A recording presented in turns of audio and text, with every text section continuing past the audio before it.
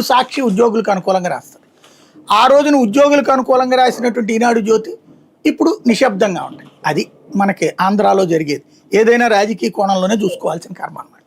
Sir దాదాపు 35,000 కోట్ల వరకు పెండింగ్లో ఉండిపోయి ఆ బకాయిలు మన బడ్జెట్లో కనీసం ₹1 కూడా కేటాయించలేదు అనేది. ఆ బకాయిలు తీరతాయా, తీర్చే ఉద్దేశం లేదా ప్రభుత్వం? ఎట్లా ఉంటుందంటే, నేను ఈ సిరిజేబులో పనిచేసే రోజులు ఆ టైంలో కాస్త ఫైనాన్షియల్ ఇబ్బంది, పెళ్ళి, కొత్త కాపురం, ఇటు వల్ల ఒక 5,000 అప్పు తీసుకున్నా.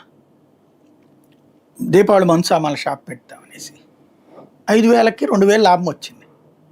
కానీ ఈ లాభం అంతా ఫ్రెండ్స్ కొంతమంది సామాన్లు తీసుకున్నారు. ఆ డబ్బులు ఇచ్చేస్తే ఆ లాభం వస్తుంది. కానీ ఆ అప్పు అట్లాగే పెండింగ్ పడిపోయింది.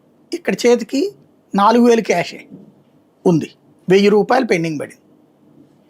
ఈ ₹1,000 వాళ్ళు ఇస్తారు కదా డబ్బులు అని చెప్పేసి 3-4 నెలల పాటు ఈ 4,000 అట్ట పక్కన పెట్టి ఉంచాను. ఇందులో నుంచి ఇంకొక ₹500, ₹1,000 ఖర్చు అయిపోయింది. మధ్యలో 3,000 చేతిలో ఉంది. వడ్డీనేమో 5,000కి కట్టాలి. వచ్చే జీతంలో ఇది ఒకటి అదనపు భారం. ఇట్లా పెరిగిపోయి చివరకు నగ అమ్ముకుని ఇవ్వాల్సి వచ్చింది. ఇది మనిషికి సహజసిద్ధంగా వచ్చేది. వాళ్ళ ప్రభుత్వాలు ఆలోచించలేకపోతున్నటువంటి కాన్సెప్టు. ఆరోగ్యశ్రీ పెండింగ్ పెడతానే ఉన్నారు.